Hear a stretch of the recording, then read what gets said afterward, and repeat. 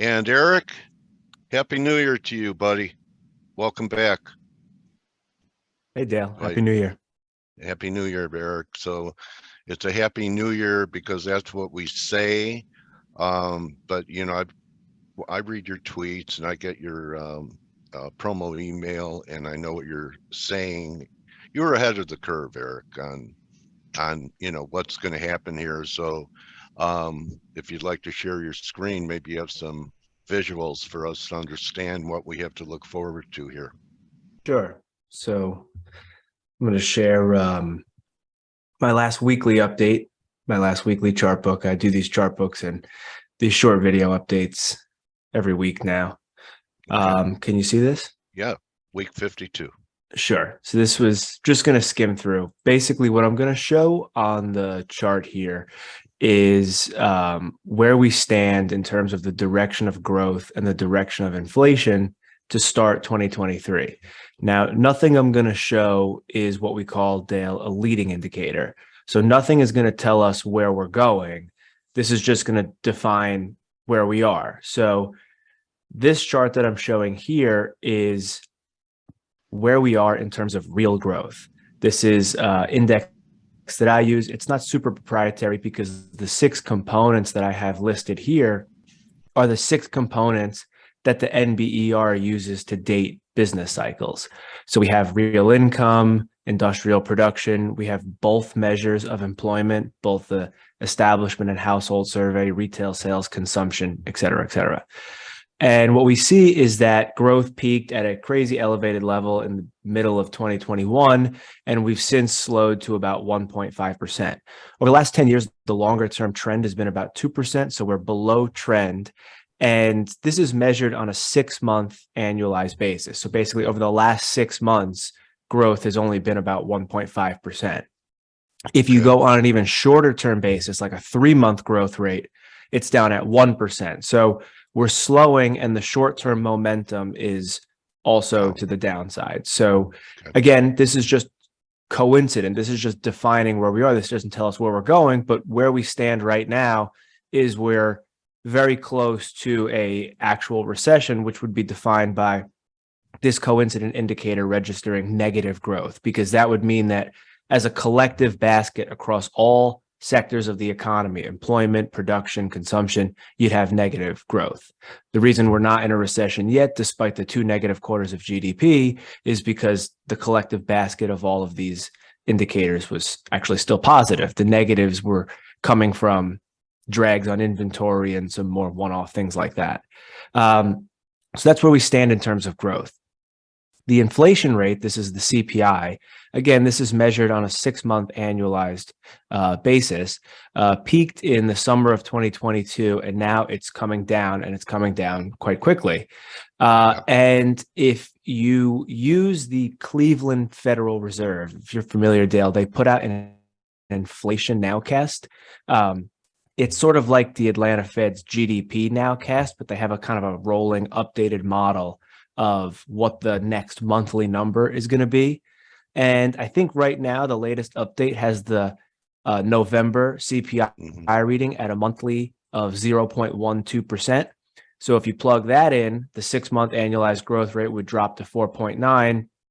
And then if you say over the last 12 months, the CPI has averaged 0.19%, and you plug that in for the January reading, the 6-month would drop to 4%. So at the end of January, pretty strong case just on rolling estimates here that the CPI inflation rate is going to be in the 4% range on a 6-month basis. And if you remember from the growth slides, we're in the 1 to 1.5% range, right? So if you take 1 to 1.5% real, and you take somewhere 4 to 4.5% inflation, you're looking at nominal growth that's currently, as of the last reading, 7.3, but most likely by January, just based on the data that's already going to come in, we're going to have nominal growth in the 5% range.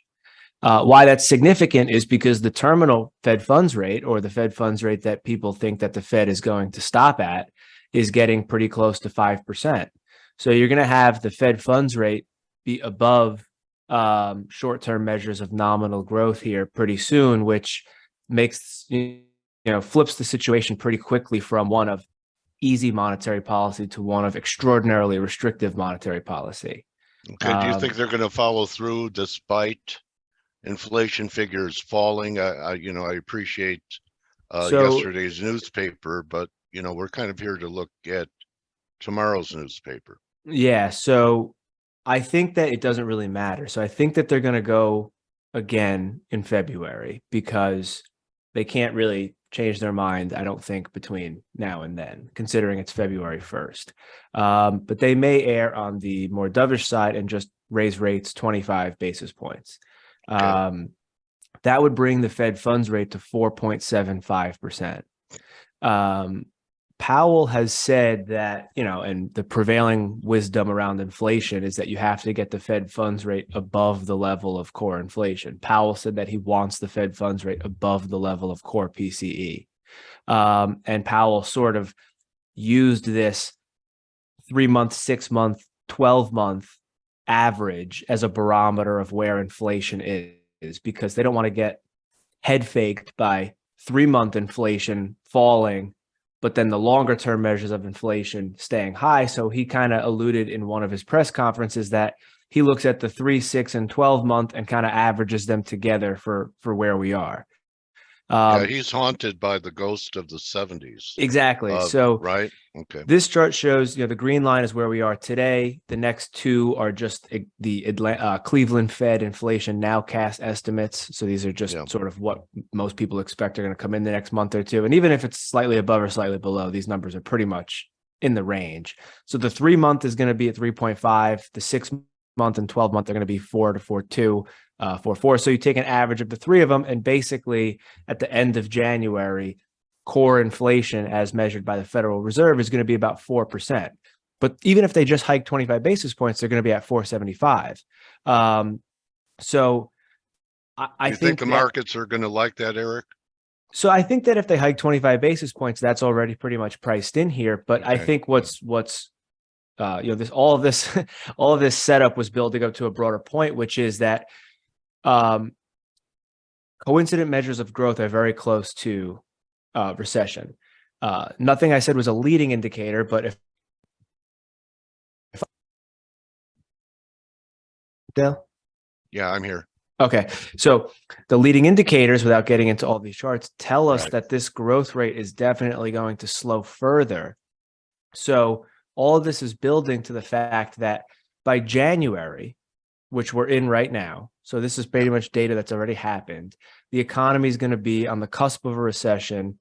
And the Federal Reserve is going to be max tight, which is they're going to have the Fed funds rate above the level of inflation. And then they're saying that they're going to keep going beyond that. It there. And they're going to keep, right. Well, they're saying that 5.1. Long. Okay. They're in their latest SEP, they said 5.1. The market's saying, 4.75, maybe 5. So my point is that there's a really strong probability that if the data deteriorates even just a little bit more, which I would expect given the leading indicators, that the economy goes into official recession in Q1 of 23 at a time when the Fed is continuing to raise rates above the level of inflation. So it's setting up to me to be a situation where the Fed is tightening policy as a recession is actually getting underway, which should set up a big risk pocket, I would say, for all right. Let me ask you this. You're not, you can be conventional, but you're not, Eric. That's why you have an edge. And when do you think mainstream guys are going to come out and finally say the U.S. is in a recession? So I expect the economy to go into recession sometime Q1. Over the summer, I know we've been talking for a couple of years now. Over the summer, I would say July, August, I was writing in my reports that the most probable recessionary window was from October to February, and I established that window based on the progression of how my leading indicators unfolded. I still think that's a reasonable probability. October may perhaps be a little early. Perhaps I need until the end of Q1 instead of February. But that range is when I expect the recessionary start date to be marked. Now, it's obviously going to be marked officially way in retrospect, but we're trying to do this in real time. So in real time, I think that there's a very strong likelihood that the economy falls into recession officially in Q1, with a possibility that it's actually backdated based on how the data is unfolding to maybe November or December of 22. I think that towards the end of Q1, beginning of Q2 is when more people will start to feel that that view is undeniable, because at that point, unless my view ends up being incorrect, this index here, this coincident indicator, which is all the big things that most people look at, retail sales, employment specifically, these measures should be basically contracting. And you just can't say that the economy is not in recession if these indicators are contracting. Yeah, because I just read a piece from the Wall Street Journal on wages and how employers are giving people raises without them asking for it because their competitors are paying more and they want to keep them. So that's really the sticking point for the Fed, isn't it? That wage growth is going to have to start contracting for them to feel comfortable to shift to holding. Yeah, so that's a really good question. It allows me to talk about something that I've been hammering on. So I did another one of these. So I do weekly updates for my service, and then I have another tier where I do more broader monthly thematic updates. The last update that I did for December actually covered this inflationary process. What I think you're alluding to is what people commonly refer to as a wage price spiral, right? So unfortunately, that's not the way it actually works. I wish I had time to go through the whole thing here, because it would be really informative. I'll try and do it as quickly as I can. So a wage price spiral is not how it works in practice. That would imply that companies give employees a preemptive wage before inflation, right? So your wage rises ahead of inflation. But what we're seeing is, wages are not rising as much as inflation, right? So something is going on here. So wage price is the incorrect sequence. The correct sequence is what we refer to as a money price wage spiral. So what that means is, first, there is a monetary acceleration. Let's say there's an increase in monetary growth. Let's say from the Federal Reserve or fiscal authorities. So there's a monetary acceleration that happened in 2020 and 2021, right? Big monetary acceleration. Then prices start to rise, and prices in this context mainly refer to commodity prices and durable goods prices that are inputs basically into the manufacturing process. So that was the first whiff of inflation that we started to get in 2021, with an upturn in commodity prices and prices for durable goods.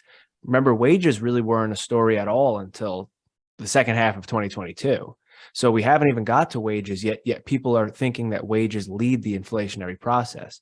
So we have a monetary acceleration, then prices in the economy started to rise, and then wages respond to the increase in prices. Then employees go to their employers and say, inflation's 10%, I need a raise.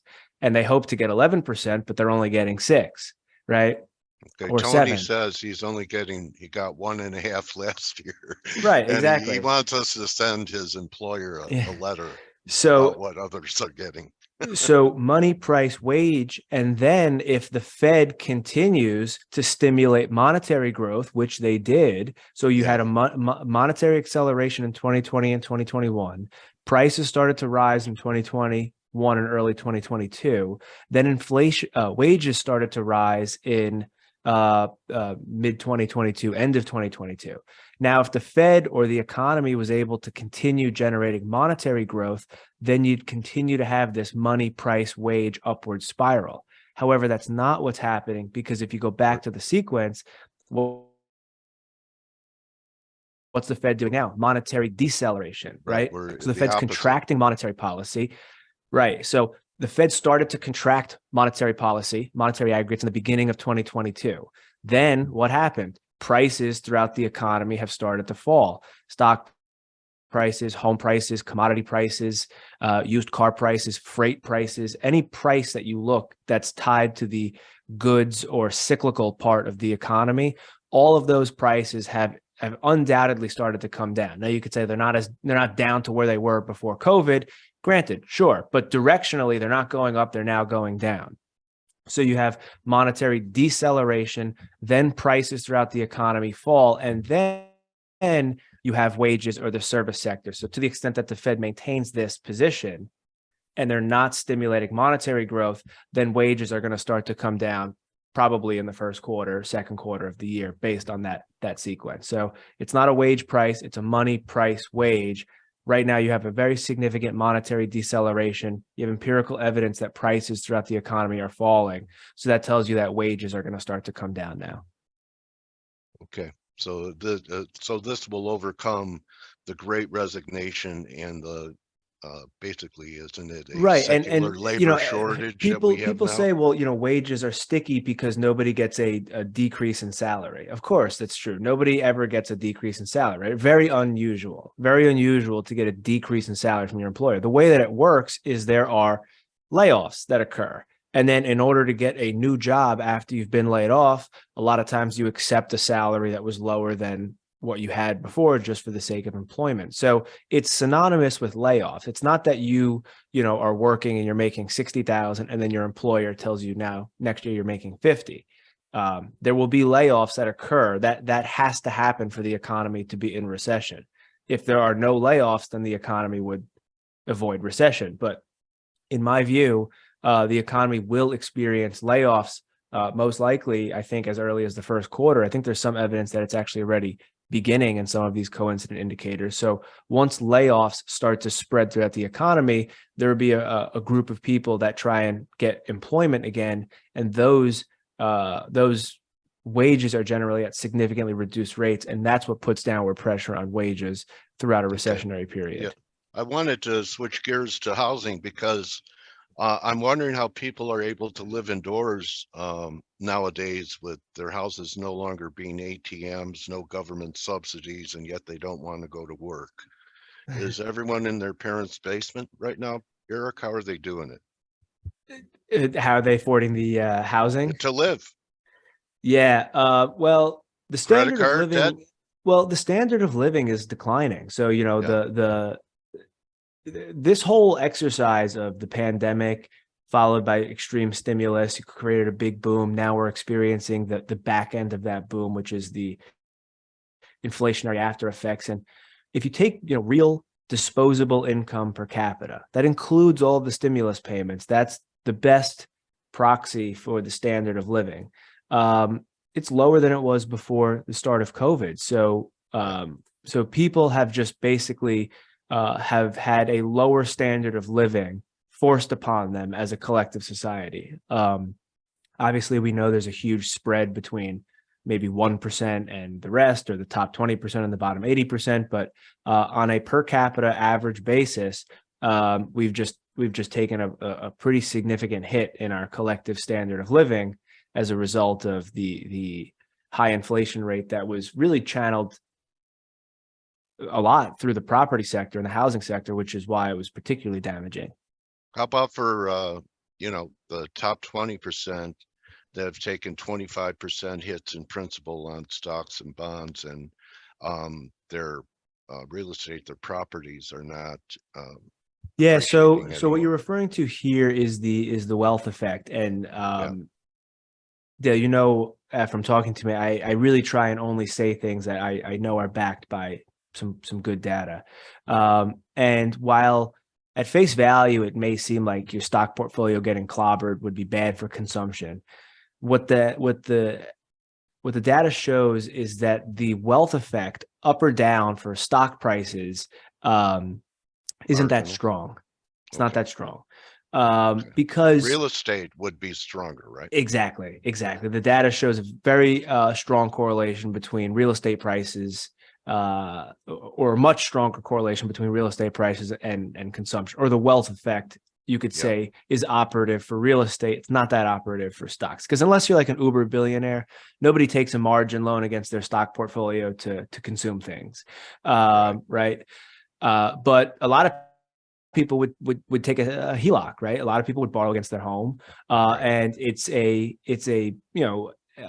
people think about how much equity they have in their home, and it's viewed as stable because intuitively people understand stocks can go down. It feels very unusual for home prices to go down. So if you have all this equity in your home, you assume that it's somewhat permanent. And in economics, there's an extremely important concept of permanent income, which is why the stimulus checks were different than an increase in equity and home prices, because stimulus checks are not viewed as permanent income. No one's going to make a long-term purchase based on short-term income, but a permanent rise in income dramatically impacts consumption patterns because it's viewed permanent. So what we have going on now is real estate prices themselves have not really declined that much yet. We're talking somewhere in the neighborhood of 4 to 5% on average nationally. After doubling in prices, that's nothing.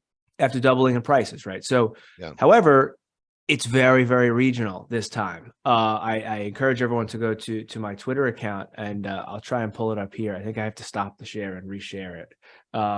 As I'm talking, I'll try and get this up. So you have a tweet by region of the more vulnerable areas. So it's extremely regional. Let me see if I got this.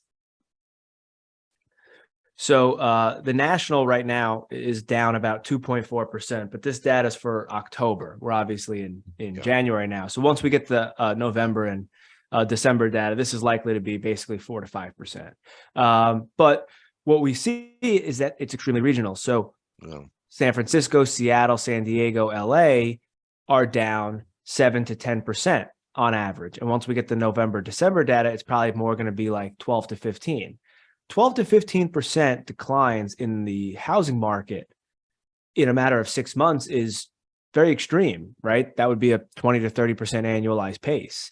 So those are really significant declines that would start to impact people quite dramatically. But then you go over to the left side here and you look at some of the East Coast places, Cleveland, Atlanta, even New York, Miami, Detroit, Charlotte, Tampa. This is all East Coast.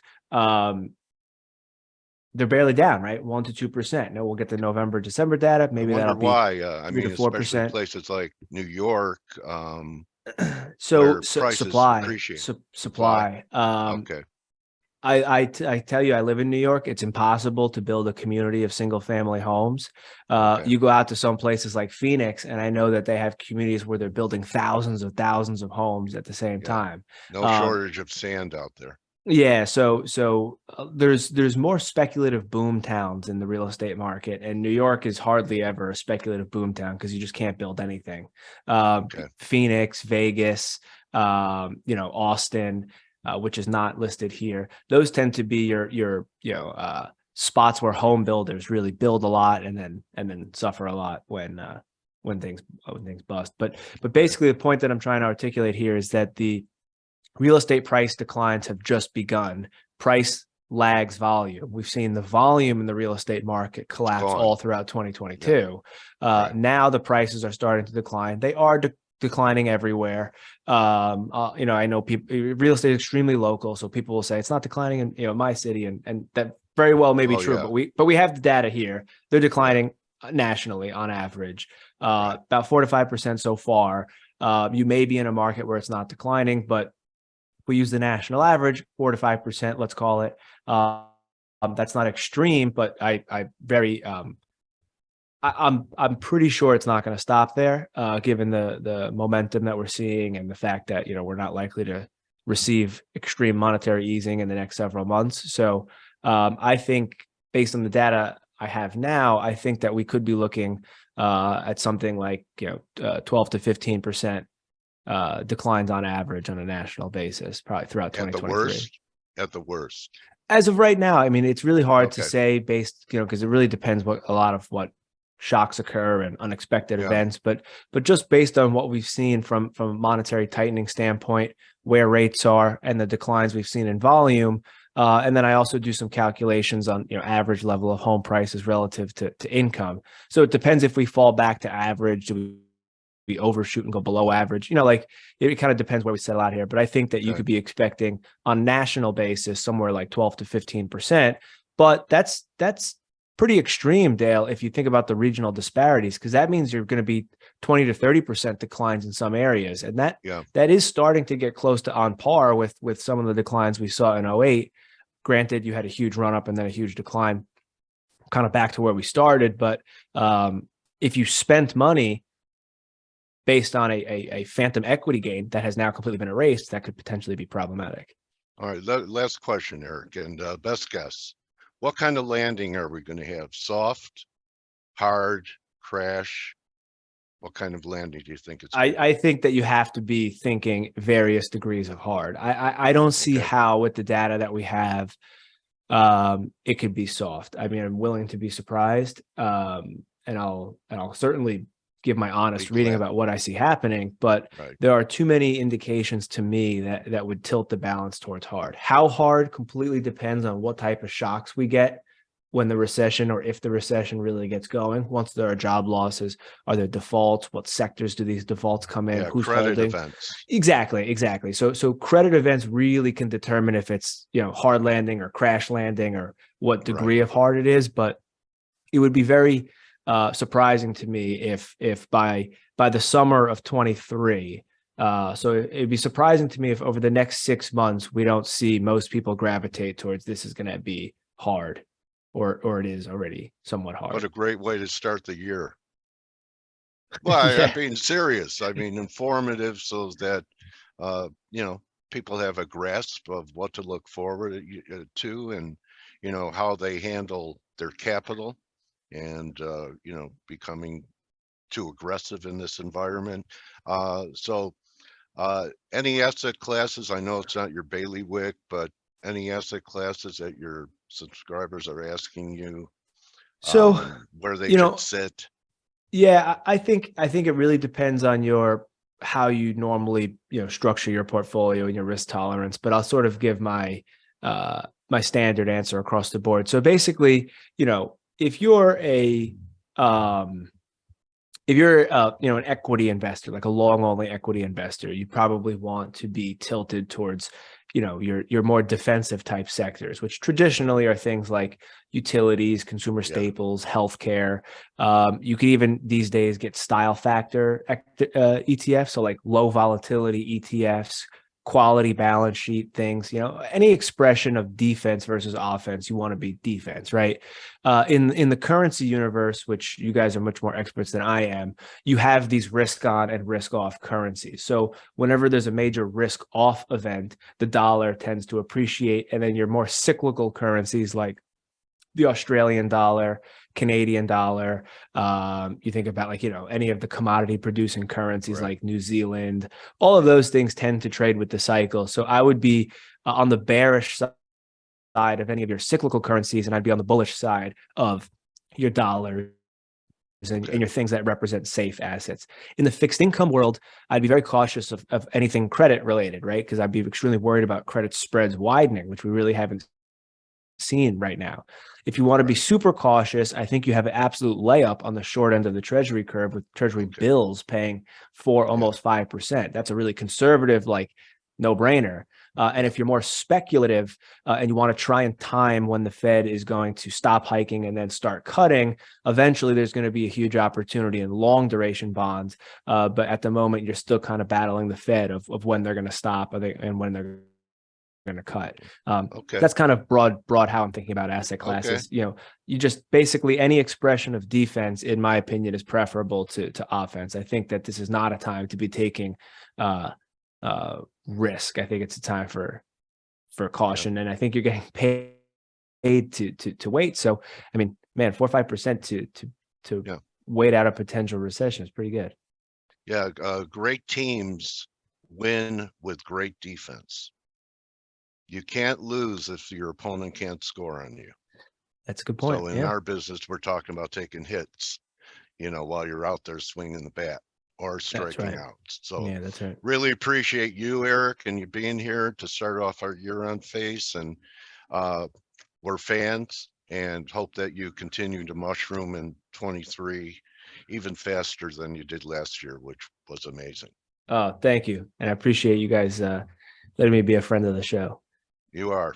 All right, everyone. And the best place for people to subscribe and get your stuff, you want to show it? Oh, sure. So let me see here.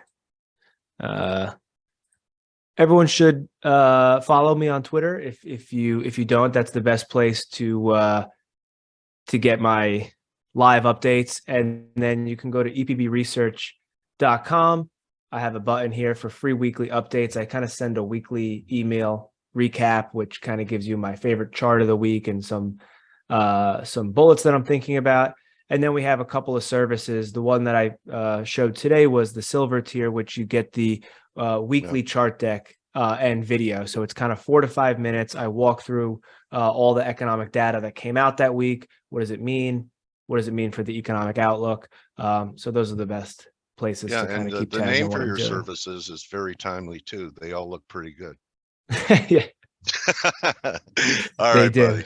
All right, Dale. Thank you, Thank Eric. you, guys. Appreciate it. Happy New Year, my trading warrior brother. All righty, you too. All right. Okay, everybody. Eric, people are thanking you and appreciate. Yeah. Okay, Paul, and you could join the team in 10 minutes for the morning edge. Let's have a great year together. I'll keep bringing in good people to keep you guys informed, and have a great day trading. Remember, don't just count your pips, count your blessings. Thanks again, Eric. Bye-bye. Hey traders, this is Blake Morrow with ForexAnalytix. Thanks for stopping by our YouTube channel. Don't forget to like these videos, share them, and subscribe to our channel so you don't miss any of the content that we provide here for free. Thanks for stopping by. I'll see you in the next video.